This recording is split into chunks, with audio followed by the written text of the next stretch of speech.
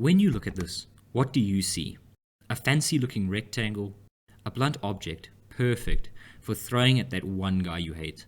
Well, while these do cause pain, it is usually emotional, as they are often so slow that you might just think about life in between all the loading screens.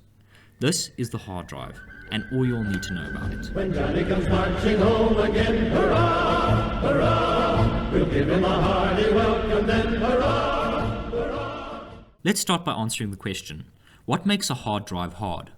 Well, your mother, board and all the other components are considered hardware because they are physical parts that you can touch and see. As Ryan John once said, if you can smash it with a hammer, it's hardware. If you can only swear at it in futility, it's software. But this is not actually the reason hard drives are hard. That's just their shortened name. Their real name is hard disk drive, or HDD, as they use spinning disks to store all their data. But much like my emotions, these disks are locked behind a hard outer enclosure to ensure they do not get damaged or interfered with. When looking at the ports on your hard drive, there are two main ones that you need to be concerned about. This is SATA data and SATA power. The SATA power connector looking like this, and the SATA data connector looking like this. The SATA power connector can be found on your power supply and connects to the drive to, well, you guessed it, supply all the drive's power needs. The SATA data cable then connects one side to the drive and the other to your motherboard. This is required for your motherboard to be able to read and write to the drive through the SATA interface. Now let's open up and look inside one of these drives. I'm using an old hard drive as it is useless. Do not attempt to open any new drives that contain important data on them, as they are very sensitive, almost as sensitive as the modern generation, and very prone to breakage when tampered with. Let's examine the inside of the hard drive and see what makes it work. Over here, we have what is called the read-write head, and it fetches and writes data from the disk over here. When power is switched on, these disks start spinning at high speeds, 7,200 RPM for most modern consumer hard drives. Then the read-write head will flick across the disks, reading micromagnetic traces that are on the disk, or will write data to the disk by leaving the same type of magnetic traces to be read later. This is the basics of how a hard drive stores information magnetically. But with this out of the way, let's see if I can get the hard drive powered up for you guys. Okay, so here we actually have the hard drive set up on a table. I'm going to see if I can get started for you guys. Just record the sound with this so that you can get a close-up of the hard drive. Let's see if it works. And then obviously it's going to flick across like this. Hopefully we get to see that. Okay. Just going to put it this way. Whoop. Computer switched off. Hold on, let me do that again.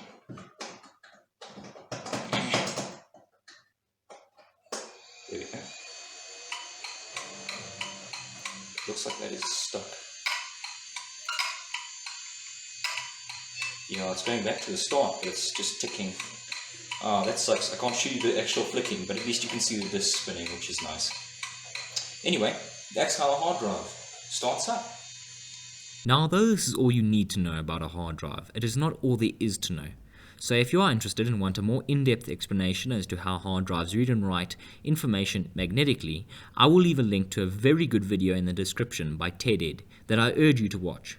Hard drives also have quite an interesting history. For example, the first hard drive was invented on the 14th of September 1956 by an IBM team led by Ray B. Johnson. It weighed a ton, costed about as much as 3 Volkswagen Ups, and had a whopping 5 megabytes of storage.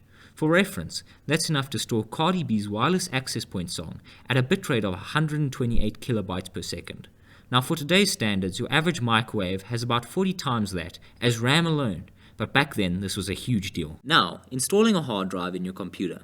Step 1. Let's start by opening up your case. You could possibly see one of two things. Either removable hard drive bays that slide in and out, or if you have an older or more budget case, you will have screw-in hard drive cages that look something like this. I will be showing you how to install it in both case types, so don't worry. But let's start with the removable bays case. Remove one of the bays and slot the hard drive into it, making sure that the screw holes in the hard drive line up with the holes at the bottom of the drive bay. Then just screw the hard drive to the bay, making sure to use all 4 screws. We want as few vibrations as possible. unlike the Beach Boys. Step 2. Next, flip your case around and find the hard drive ports. You want to plug in the hard drive SATA power and then the one side of the SATA data cable. Remember to plug in the connectors parallel to the ports, as they are rather fragile and you do not want to break off a connection port. Step 3. Next, feed the other end of the SATA data cable through the cable hole to the front of your PC. Then plug the cable into an available SATA port on your motherboard. It does not really matter which port you plug into. Close up the PC and prepare for the final steps. Before we get on to those, let's talk about how to install a hard drive in a case that has a hard drive cage. These cases will have little metal protrusions that are there to support the hard drive, so slide the hard drive on top of them like this. Then screw the screws through the holes on the side of the cage into the screw holes in the hard drive. Flip the case around and screw in the other side as well. Then just repeat steps 2 and 3 from the previous case install. Once you have done all this, you can check if your computer recognizes the hard drive by smashing the delete key on startup in order to get into your motherboard's BIOS. Your drive should be displayed under a similar setting to the SATA information setting in My BIOS. Or enter advanced mode and look for boot devices. You should see your hard drive there. After you have checked that your motherboard is recognizing the drive, boot up into Windows. Go to the search tab and type disk management, then click the first thing that pops up. A window should pop up that looks like this. Locate your drive in this window. In my case, Windows has already formatted the drive, but I will show you what to do if there is no formatting. Right click on the space that says unallocated and select New Simple Volume. Go through the setup wizard. You don't have to change any of the settings here unless you are having problems. Select a letter for your drive, and then just leave the formatting settings as is. Click Next and let Windows do its thing. Now you have a new drive that you can store things on.